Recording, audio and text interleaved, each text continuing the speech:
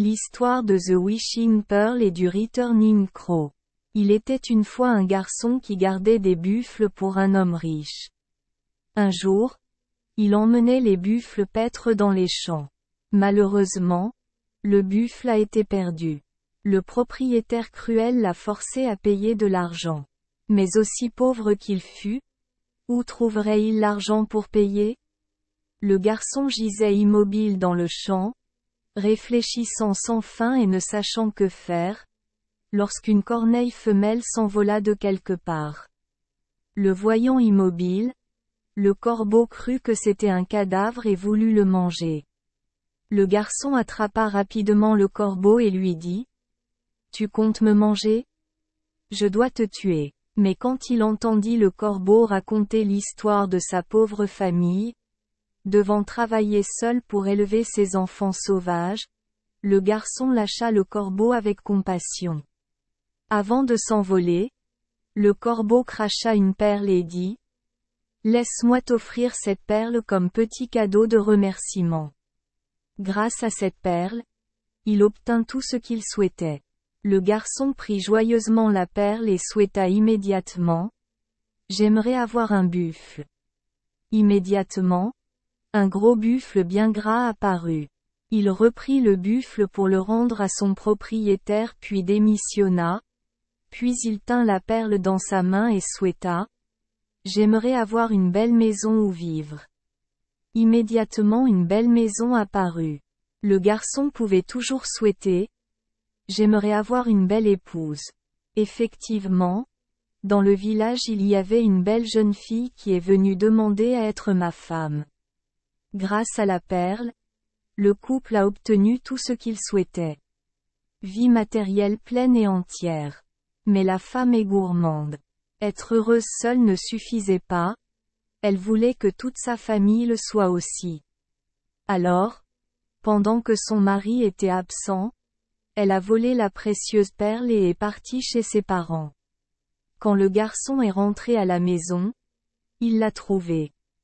Ngok et sa femme étaient assis et pleuraient. Monsieur Bouddha est apparu et a demandé la raison. En entendant le garçon raconter l'histoire, le Bouddha a immédiatement dit : « Arrête de pleurer. Laisse-moi trouver un moyen de t'aider. » Ayant fini de parler, le Bouddha lui offrit 2 fleurs, une blanche et une rouge, et lui dit : « Écoute. J'ai apporté des fleurs blanches et je les ai plantées devant la maison de ma femme. Il se passera ensuite beaucoup de choses amusantes. Et ils devront demander de l'aide. À ce moment-là, j'utiliserai la fleur rouge pour les sauver. » Le garçon fit ce que le Bouddha lui avait dit. Il a planté une fleur blanche juste devant la maison de sa femme. Le parterre de fleurs dégageait un parfum inhabituel, obligeant toute la famille de la femme à se rassembler pour le sentir. Mais étrangement, après l'avoir senti, le nez de chaque personne s'est lentement allongé comme une trompe d'éléphant, ce qui avait l'air vraiment drôle. Le garçon a entendu la nouvelle et est allé chez sa femme pour demander. Son beau-père sortit à sa rencontre et lui dit : « Fils, je ne sais pas quel crime notre famille a commis pour être ainsi punie par Dieu. C'est tellement embarrassant. » Il répondit : « C'est parce que ta femme a volé ta précieuse perle. » En entendant cela, il s'est excusé, a ordonné de rendre la perle et a dit à sa fille de retourner vivre avec son mari. À ce moment-là, le garçon a juste sorti la perle. Fleur rouge que tout le monde puisse sentir. Immédiatement, le nez de tout le monde est revenu à la normale comme avant. Le couple a vécu à nouveau en harmonie et a eu de nombreux enfants. Merci les enfants des Esperluette Croisillon 39. Avoir écouté des contes de fées au jour Esperluette Croisillon 39. Oui. Espérons que les histoires apporteront aux enfants des moments heureux et significatifs.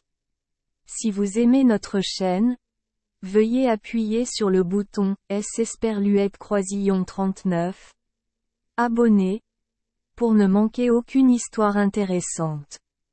Je vous souhaite une bonne nuit de sommeil et de beaux rêves. Rendez-vous dans la prochaine histoire.